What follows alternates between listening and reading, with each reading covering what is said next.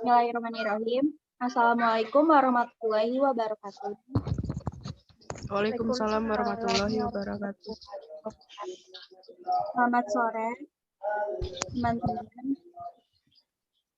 Kami dari kelompok Al-Halim ingin mempresentasikan tugas kami yang berjudul Menurutmu dalam Islam. Sebelum mempresentasikan, saya selaku Putri ingin memperkenalkan teman-teman saya. Yang pertama ada Alfia, yang kedua ada Novia Ramadhania, yang ketiga saya sendiri Nurinda Casutri, yang keempat Putri Ayu Fitarudin, yang kelima ada Putri Hardianti. Selanjutnya, slide akan dibacakan oleh Alfia. Kepada Alfia, saya persilahkan. Terima kasih untuk Novia. Saya akan menjelaskan tentang presentasi agama tentang ilmu. Yaitu Islam adalah agama yang sangat mementingkan serta menjunjung tentang ilmu. Dalam Islam, ilmu pengetahuan memiliki landasan yang kokoh melalui Al-Quran dan Sunnah. Cakupan ilmunya sangat luas, tidak hanya menyangkut persoalan-persoalan duniawi, namun juga terkait dengan permasalahan akhirat. Kata ilmu berasal dari bahasa Arab, yaitu alima ya'lamu alim, yang berarti pengetahuan, al-ma'rifah. Kemudian berkembang menjadi pengetahuan tentang hakikat sesuatu yang dipahami secara mendalam. Dari asal kata ilmu, ini selanjutnya di Indonesia akan menjadi ilmu atau ilmu pengetahuan. Kepada Putri Hardianti dipersilakan untuk membaca presentasi selanjutnya.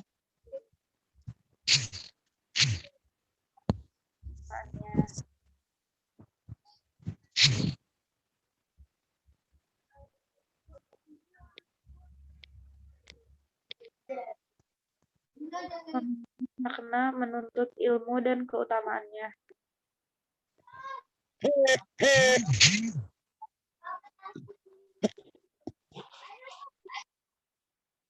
Satu, kewajiban menuntut ilmu. Menuntut ilmu atau belajar adalah kewajiban setiap orang Islam. Banyak sekali ayat Al-Quran atau hadis Rasulullah SAW yang menjelaskan tentang kewajiban belajar. Baik kewajiban tersebut ditujukan kepada laki-laki maupun perempuan.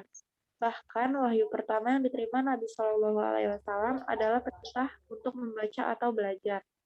Bacalah dengan menyebut nama Tuhanmu yang menciptakan. Dia telah menciptakan manusia dari segumpal darah.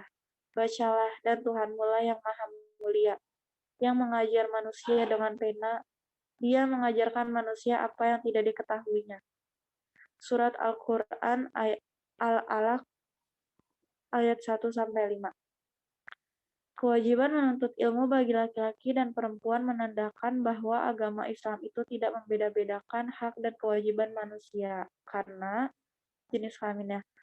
Walau memang ada beberapa kewajiban yang diperintahkan Allah dan Rasul-Nya yang membedakan laki-laki dan perempuan. Akan tetapi dalam menuntut ilmu, semua memiliki kewajiban dan hak yang sama antara laki-laki dengan perempuan. 2. Hukum menuntut ilmu. Istilah ilmu mencakup seluruh pengetahuan yang tidak diketahui manusia, baik yang bermanfaat maupun yang tidak bermanfaat.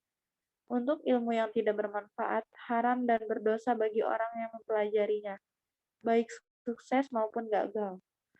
Adapun ilmu yang bermanfaat, maka wajib dituntut dan dipelajari. Hukum menuntut ilmu wajib itu terbagi atas dua bagian, yaitu fardu kifayah dan fardu ain. Fardu kifayah.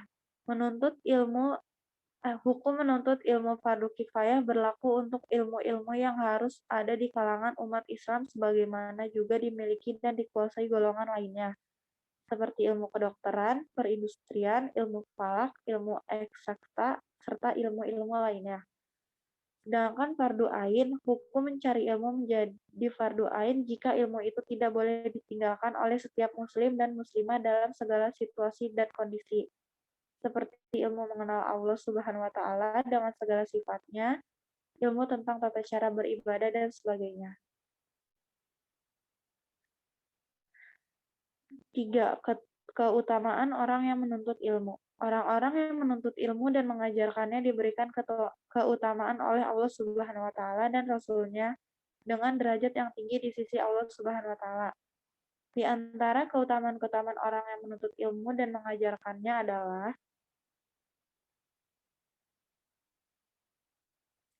pertama, diberikan derajat yang tinggi di sisi Allah Subhanahu wa taala. Yang kedua, diberikan pahala yang besar di hari kiamat nanti. Yang ketiga, merupakan sedekah yang paling utama. Yang keempat, diberikan pahala seperti pahala orang yang sedang berjihad di jalan Allah.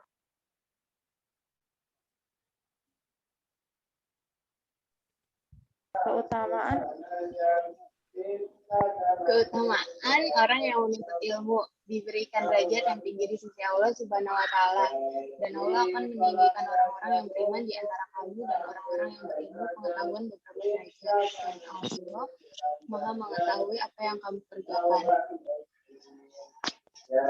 B. Diberikan pahala yang besar di hari kiamat nanti.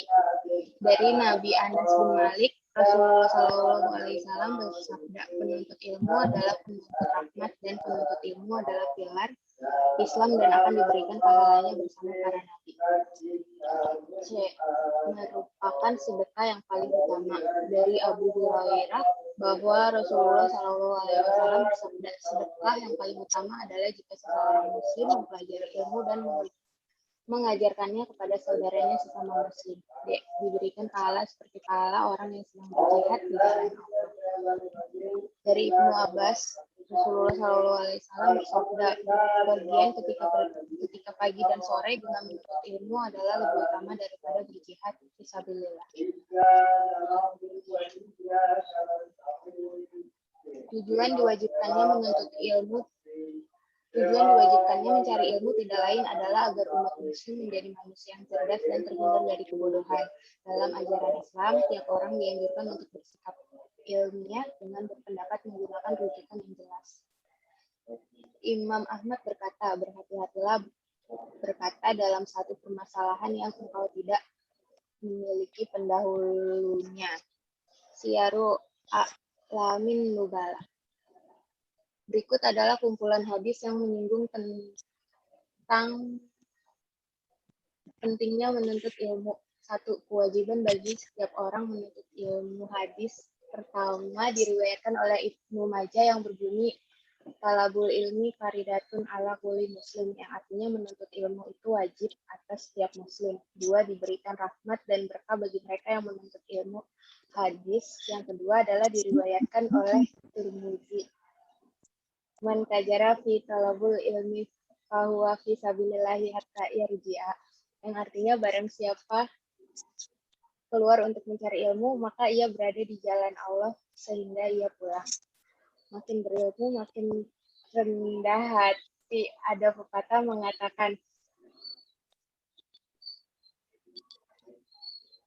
tuntutlah ilmu seperti ilmu padi, semakin berisi semakin berunduk. Hal tersebut benar adanya seperti yang diriwayatkan oleh At-Tabrani yang bermakna, belajarlah kalian untuk ketentraman dan ketenangan serta rendah hatilah pada orang yang kamu belajar darinya.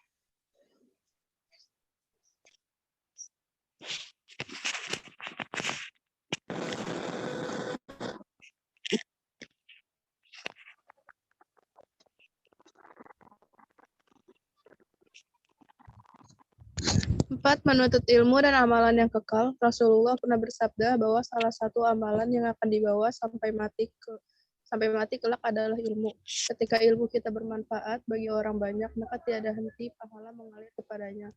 Menurut hadis riwayat Muslim, jika seorang manusia mati, maka terputuslah darinya semua amalnya kecuali dari ketiga hal, dari sedekah jariyah atau ilmu yang diambil manfaatnya, atau anak saleh yang mendoakannya.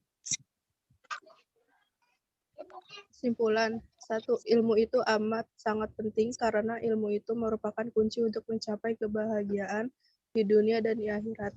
2. Menuntut ilmu itu hukumnya wajib bagi setiap muslim laki-laki dan perempuan dari mulai sejak lahir sampai sebelum masuk kubur.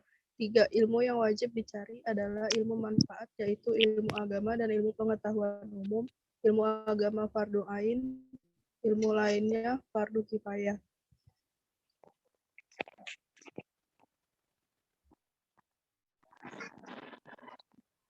Baik, presentasi saya tutup. Bila mana ada kesalahan dari kelompok kami, mohon kiranya saya pribadi meminta maaf. Wabillahi taufiq wal hidayah. Wassalamualaikum warahmatullahi wabarakatuh.